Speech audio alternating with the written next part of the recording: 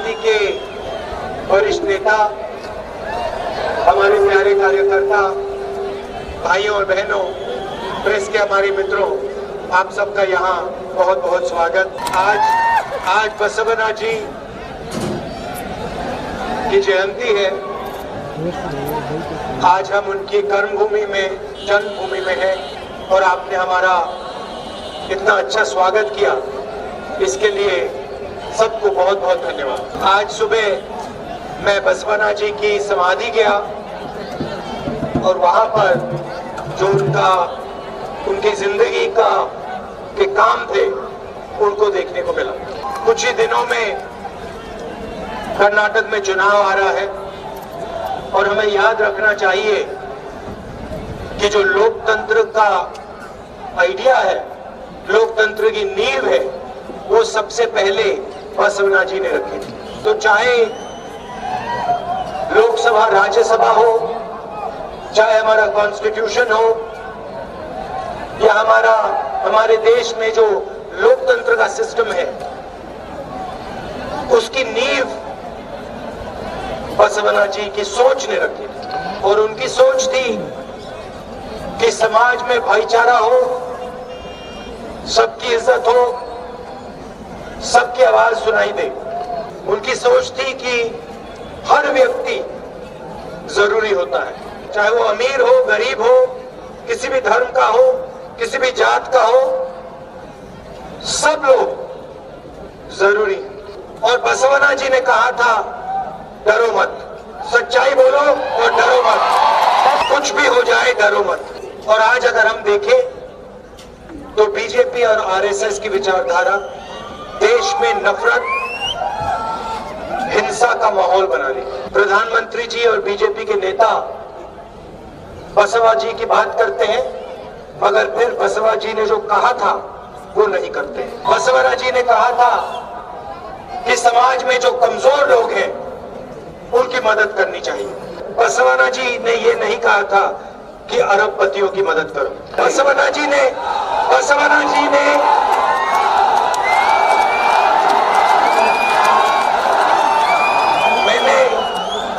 मैंने बसवना जी की सोच पढ़ी है। उन्होंने कहीं नहीं लिखा कि देश के धन को अदानी जी को दिलवा दो। पार्लियामेंट हाउस में मैंने भाषण किया, मैंने प्रधानमंत्री से पूछा, आपका अदानी जी से रिश्ता क्या है? देश का पूरा धन अदानी जी को दिया जा रहा है, पोर्ट्स दिए जा रहे हैं, एयरपोर्ट दिए जा रहे हैं, आपका रिश्ता क्या है?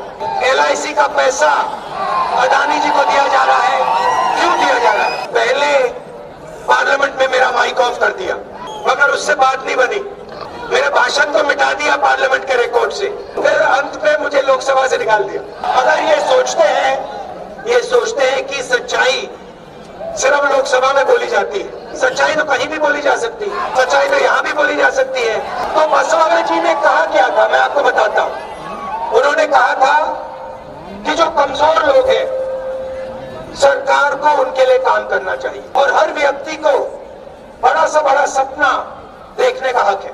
किसान का बेटा हवाई जहाज चलाना सीखना चाहता है या बिजनेस में जाना चाहता है, अगर मजदूर का बेटा इंजीनियर बनना चाहता है तो उनको भी मौका मिलना चाहिए। बसवना जी ने कहा, उन्होंने ये भी कहा कि महिलाओं की रक्षा होनी चाहिए। तो हमने, कांग्रेस पार्टी ने बसवना जी की जो सोच है उस पे हमने वायदे किए। बसवना जी ने कहा था कि महिलाओं की रक्षा होनी चाहिए। हमने गृह लक्ष्मी स्कीम दिया।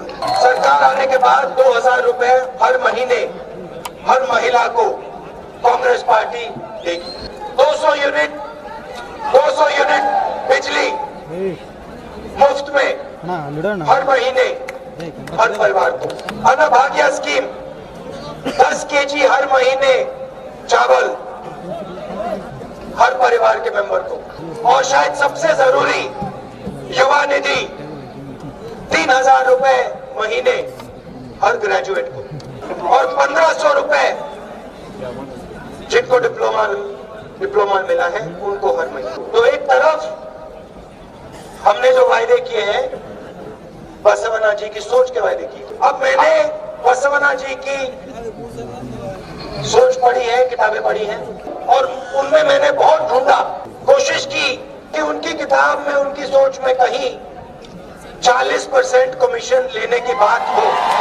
मैंने उनकी सोच में ढूंढने की कोशिश की कि जनता से लूटो, कहीं भी नहीं मिला। बीजेपी की सरकार हिंदुस्तान में सबसे भ्रष्ट सरकार है। 40% कमीशन कम से कम ये लेते हैं। जो भी काम करते हैं 40% कमीशन ये लेते हैं। देखिए यहाँ पे हमारे पुलिस वाले मित्र खड़े हैं, 80 लाख रुपए पुलिस सब इंस्पेक्टर स्कैम में इन्होंने लिया। यहाँ पे इंजीनियर्स खड़े होंगे, आप पे भी इन्होंने स्कैम किया। पहली बार कॉन्ट्रैक्टर्स एसोसिएशन ने प्रधानमंत्री को चिट्ठी लिखी। चिट्ठी में लिखा कि भैया प्रधानमंत्री जी 40% कमीशन कर्नाटक में लिया जा रहा है। प्रधानमंत्री ने चिट्ठी का जवाब नहीं दिया, अभी तक जवाब नहीं दिया, और जवाब कभी नहीं आने वाला चिट्ठी का। और फिर स्टेज पे जाके प्रधानमंत्री कहते हैं मैं भ्रष्टाचार के खिलाफ खड़ा हूँ। क्या भी आते हैं मगर स्टेज पे दाएं बाएं नहीं दिखते। प्रधानमंत्री जी अपने स्टेज पे देख लीजिए, दाएं बाएं देख लीजिए कौन खड़े हैं आपके साथ। इन्हीं लोगों ने 40% कमीशन लिया है। इसी पैसे से पिछली सरकार के एमएलए चोरी छीने गए थे। आप याद रखिए, आपने बीजेपी की सरकार नहीं चुनी थी, ये चोरी की सरकार है, 40% कमीशन वाली सरकार है, और इन्होंने एमएलए चुरा कर सरकार बनाई।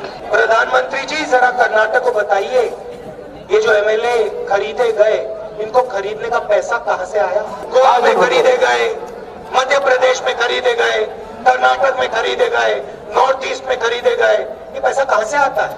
भाइयों और बहनों, ये जो आपसे पैसा छीना जाता है, भ्रष्टाचार में लिया जाता है 40% कमीशन वाला, ये इन्हीं पैसों से ये सरकार खरीदते हैं। अब जब कांग्रेस पार्टी की सरकार आएगी, उस सरकार को नहीं खरीद पाएंगे, क्योंकि इसमें 150 सीटें आएंगी। और बीजेपी की जो 40% कमीशन की आदत है ना, उनकी 40 सीटें आने वाली है। अच्छा, आखिरी बात मैं आपसे कहना चाहता हूँ, मेरे ऊपर बहुत सारे केस लगा रखे हैं बीजेपी के लोगों ने। मुझे पार्लियामेंट हाउस से निकाल दिया, घर ले लिया, बिल्कुल। देखिए बात देखिए, उन्होंने घर छीन लिया मेरा, और हजारों लोगों ने कहा, मुझे चिट्ठी लिखी, राहुल जी आप हमारे घर लेने आ जाए, मुझे कोई घर की जरूरत नहीं। इन्होंने ले लिया, अच्छा किया। मगर केस में कहा कि मैंने ओबीसी के बारे में गलत शब्द प्रयोग, इससे पहले मैं किसी के बारे में गलत शब्द प्रयोग नहीं करता। हिंदुस्तान के हर व्यक्ति की इज्जत करता। जैसे मैंने कहा था, नफरत के बाजार में मोहब्बत की दुकान खोलता। अगर नरेंद्र मोदी जी ने ओबीसी की बात उठाई, तो फिर मैं 2-3 चीजें कहना चाहता हूँ। सबसे पहले, अगर हम देश की जनता को भागीदारी देना चाहते हैं, अगर हम देश का धन बांटना चाहते हैं, तो हमें ये तो मालूम होना पड़ेगा कि कौन से लोग कितने हैं, कितनी आबादी किसकी है, आदिवासी कितने हैं, दलित कितने हैं, ओबीसी कितने हैं, एससी कितने हैं, माइनॉरिटी कितने हैं, ये पता तो लगाना पड़ेगा। क्योंकि अगर हमें यही नहीं मालूम तो देश के धन को बांटा कैसे जाए। जब यूपीए की सरकार थी, हमने कास्ट सेंसस किया था, उसमें हमने सबसे पूछा था आपकी जात क्या है। नरेंद्र मोदी जी एक काम कीजिए, उस सेंसस के डेटा को पब्लिक कर दीजिए, दूध का दूध पानी का पानी हो जाए। ओबीसी कितने हैं, कौन है, दलित कितने हैं, आदिवासी कितने हैं, माइनॉरिटीज कितने हैं, जनरल कितने, सब पता लग जाए। नरेंद्र मोदी जी से सवाल है, आप ओबीसी सेंसस के डेटा को रिलीज क्यों नहीं कर रहे हो? क्योंकि आप ओबीसी को हिंदुस्तान का धन नहीं बांटना चाहते। क्योंकि अगर आपकी नियत साफ होती तो आप सेंसस डेटा को रिलीज करते। तो ये हुआ पहला काम। और अगर आप इस काम को नहीं करोगे, पहले हम आप पे दबाव डालेंगे और फिर हम करके दिखाएंगे। दूसरी बात, ये जो 50% का आर्टिफिशियल कैप लगा रखा है रिजर्वेशन पे, उसको आप हटाइए। मतलब जो 50% का कैप लगा रखा है, उसको आप पहले हटाइए। और जिसकी आबादी उतनी भागीदारी होनी चाहिए। तब हिंदुस्तान के धन को, हिंदुस्तान के पावर को सही तरीके से बांटना चाहिए, चाहे वो कोई भी हो। तो नरेंद्र मोदी जी, अगर आप ओबीसी भक्त की बात करते हैं तो इन चीजों को आप करिए। आखिरी बात मैं कहना चाहता हूँ, कन्याकुमारी से कश्मीर तक हम पैदल चले। क्यों चले?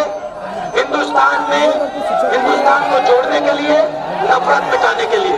और बीजेपी और आरएसएस की जो विचारधारा है, तो मेन जरूरी बात यह है कि हम आरएसएस बीजेपी की विचारधारा के खिलाफ हैं। हम बीजेपी और आरएसएस जो नफरत और हिंसा फैला रही है, हम उनके खिलाफ हैं और हम उनसे डरने वाले नहीं हैं। चाहे कुछ भी हो जाए, हम विचारधारा की लड़ाई लड़ेंगे और बीजेपी आरएसएस को हराएंगे। आप सब यहाँ आज आए, मेरी बात सुनने आए, इसके लिए आप सबको दिल से बहुत बहुत धन्यवाद। और कांग्रेस पार्टी को 150 सीटों से जिताना है, बीजेपी को 40